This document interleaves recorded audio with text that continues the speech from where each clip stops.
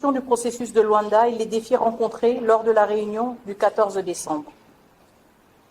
Le processus de Luanda, conçu pour restaurer la paix et la stabilité dans la région et surtout améliorer les relations bilatérales entre la République démocratique du Congo et le Rwanda, a de nouveau été saboté par des manœuvres délibérées du Rwanda.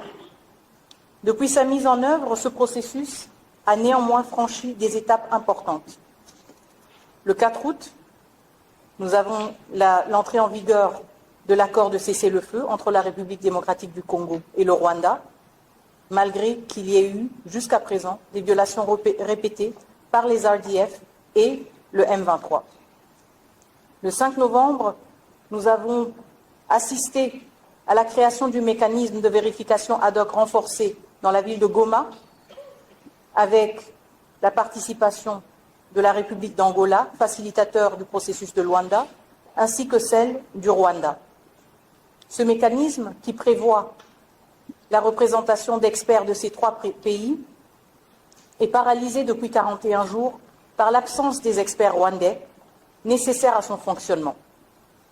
Selon le représentant permanent du Rwanda aux Nations Unies, qui s'est exprimé le lundi passé lors du briefing sur la MONUSCO, les experts rwandais seraient en route vers Goma. Il est surprenant pour moi qu'un pays aussi petit que le Rwanda puisse nécessiter autant de temps pour permettre à ses officiels d'atteindre l'est de la République démocratique du Congo. Néanmoins, le 25 novembre, nous avons aussi adopté le concept d'opération qui engage explicitement le Rwanda à retirer ses troupes de la République démocratique du Congo, malgré le fait qu'il nie jusqu'à présent sa présence. Le concept d'opération prévoit aussi l'engagement ferme de la République démocratique du Congo de neutraliser les FDLR qui sont encore présents dans certaines parties de l'Est de la RDC. Ces progrès, bien que salués par vous tous, membres de la communauté internationale, ont été affaiblis par l'absence de mécanismes coercitifs et de suivi rigoureux, permettant ainsi au Rwanda de contourner ses engagements.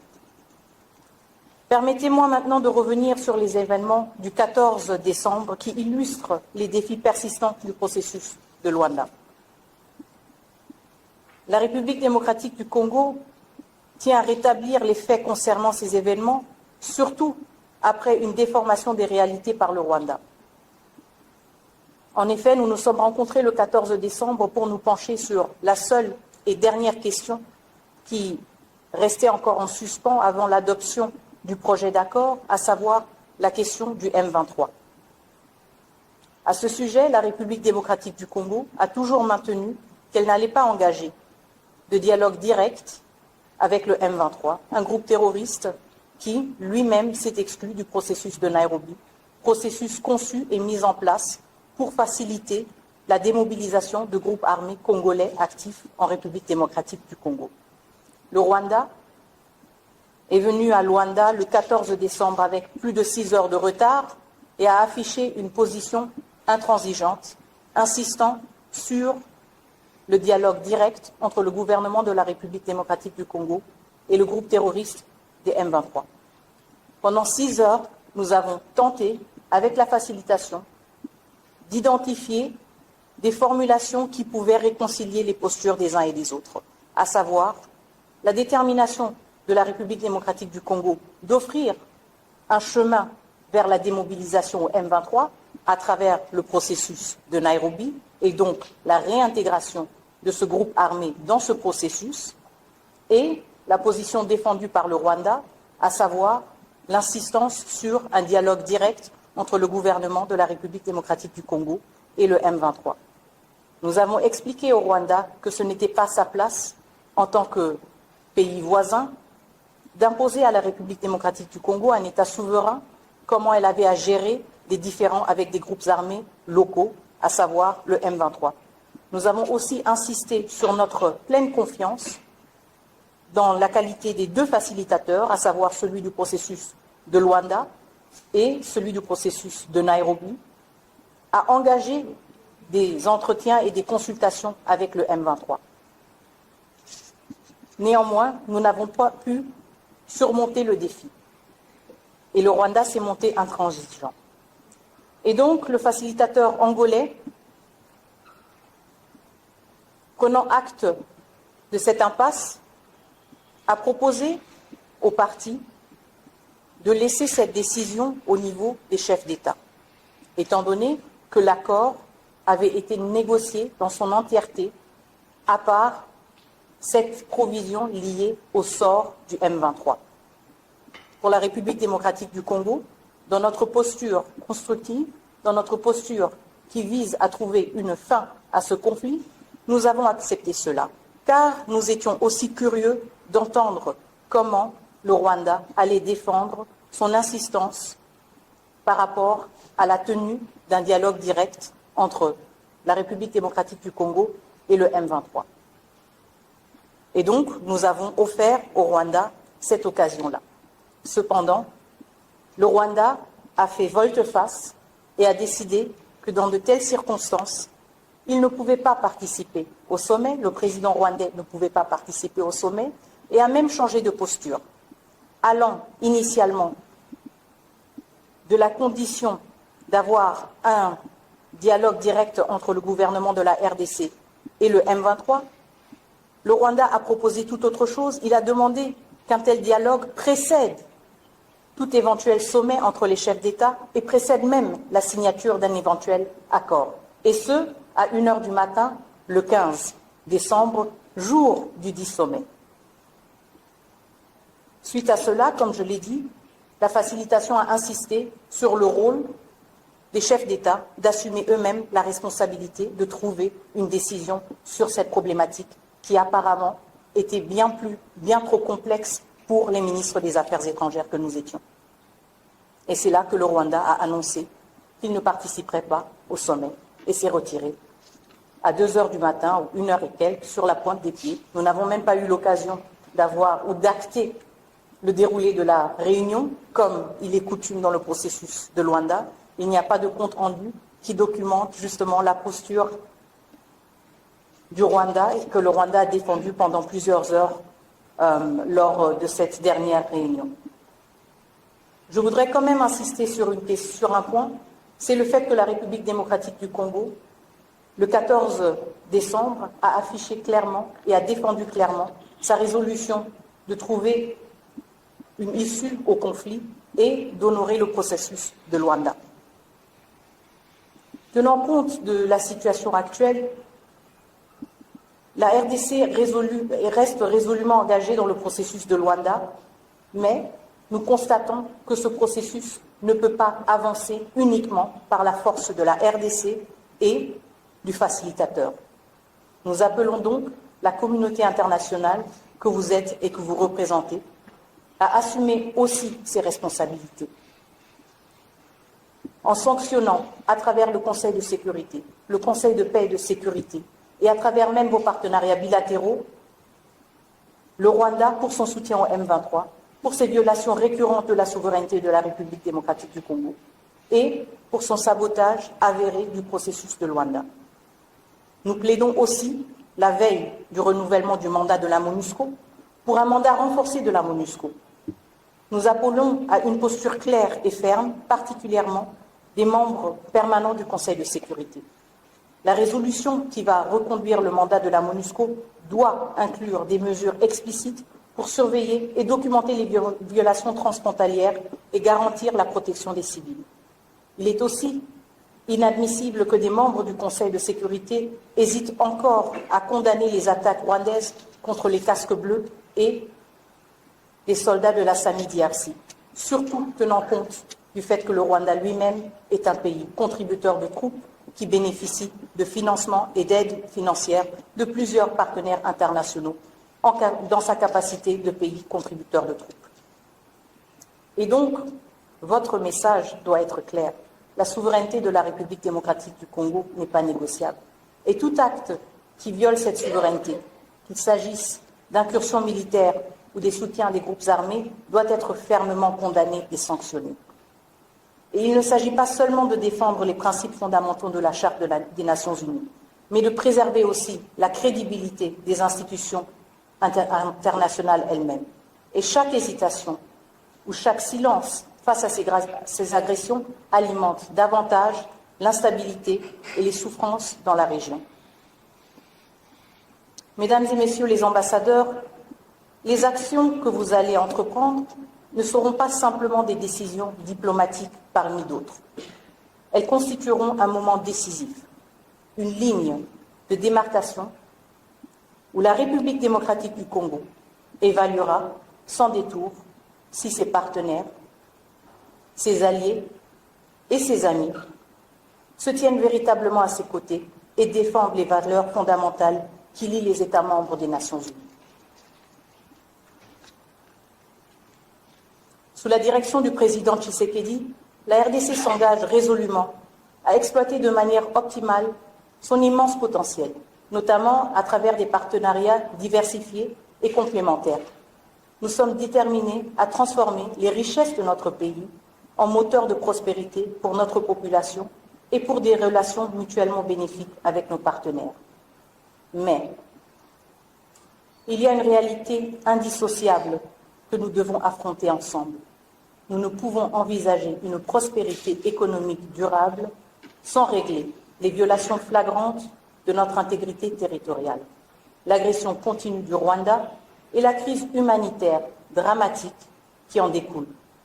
Nous ne pouvons pas non plus dissocier les intentions déclarées de nos partenaires de leurs actes lorsqu'il s'agit de défendre notre souveraineté. Comme le dit un proverbe africain, le véritable ami se voit dans le besoin. Aujourd'hui, la RDC a besoin de ses partenaires, alliés et amis, pour démontrer leur engagement envers des actions concrètes et non seulement des paroles. Ce n'est pas une question de silence. Nous avons entendu vos paroles de compassion. Nous avons vu vos visites dans nos camps de déplacés. Nous avons aussi reçu vos messages réconfortants que vous nous adressez, ici même à Kinshasa. Mais la compassion seule ne suffira pas. Mesdames et messieurs, je pense que mes remarques étaient aussi complètes que possible, mais je me tiens à votre disposition pour échanger brièvement. Merci beaucoup.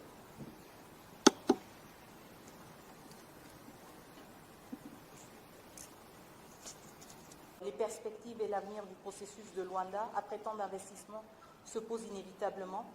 Vous l'avez tous remarqué, le dimanche, le président Kagame n'est pas venu, n'a pas honoré l'invitation de son homologue angolais, ni de son homologue kényan, le président honoraire Kenyatta. Néanmoins, nous avons eu le privilège d'assister à une réunion entre 3 présidents, dont un honoraire, qui portait essentiellement sur la question de la paix et à travers laquelle on a pu reconnaître l'engagement sincère de ces 3 présidents pour la solution de la crise qui prévaut dans l'Est de la République démocratique du Congo. À cet effet, nous pensons que la facilitation angolaise reste déterminée. Nous pensons aussi que le président Uhuru Kenyatta reste déterminé et donc que les 2 processus ont encore de l'espoir, mais tout cela dépend sincèrement de la posture du Rwanda, une posture qui a manqué en courtoisie, en élégance. Nous sommes entre diplomates, je ne pense pas que ça se fait, d'annuler la veille sans avoir la courtoisie même d'appeler ou d'envoyer un message. Mais nous avons tous constaté la posture du président rwandais. Nous avons aussi constaté le fait que, devant l'opportunité qui lui a été offerte de se rendre à Luanda pour expliquer pourquoi le Rwanda insiste sur un dialogue direct entre le gouvernement de la RDC et le M23, il n'a pas saisi cette opportunité. Il a préféré rester à Kigali et ordonner à sa délégation de rebrousser chemin. Cela aussi, nous en prenons note et nous espérons justement que les engagements des 2 facilitateurs nous aideront à avoir plus de compréhension sur la posture du Rwanda, sur cette action qui a sapé les efforts qui ont été entrepris depuis juillet 2022.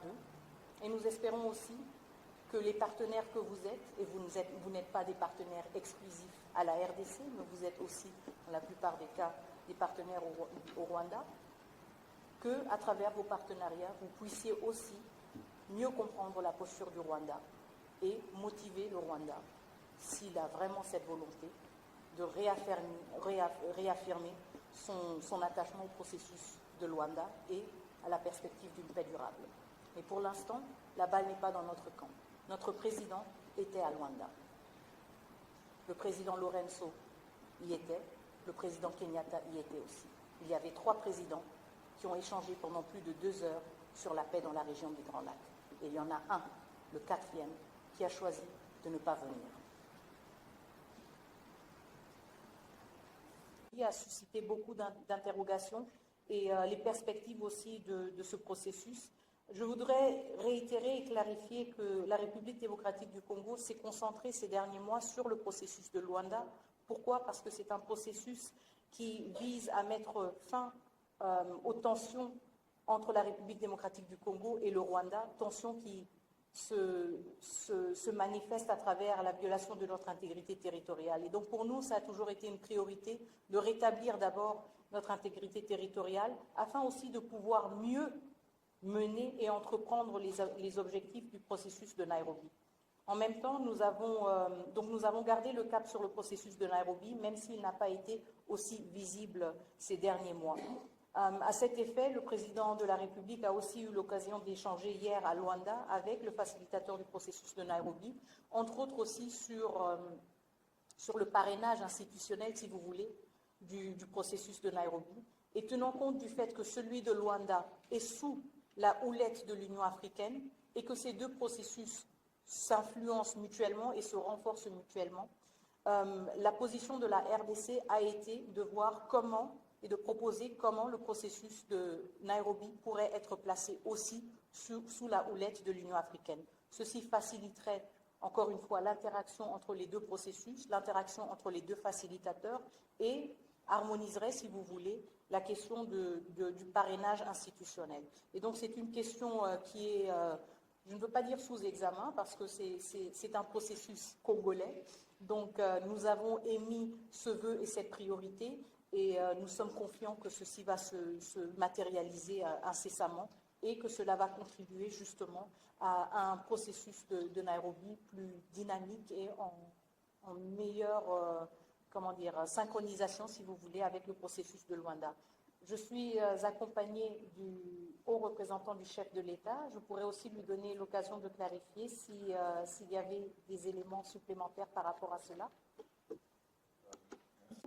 Sous le parapluie de l'Union africaine a justement été motivé par le fait que, pour des besoins de coordination et d'harmonisation, que le président de la République avait bien voulu que les 2 processus puissent être complémentaires sous la houlette de l'Union africaine et le parrainage de son Excellence le président João Lourenço.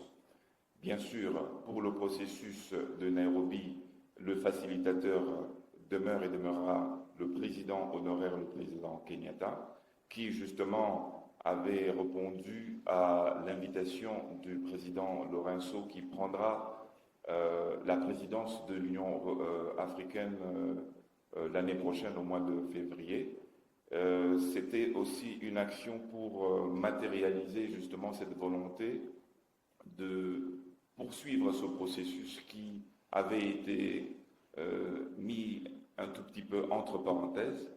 Voilà la raison pour laquelle la réunion des chefs d'État, le sommet qui devait avoir lieu hier, devait aussi permettre d'annoncer le lancement, la continuation, si je peux me permettre, du processus de Nairobi. Merci.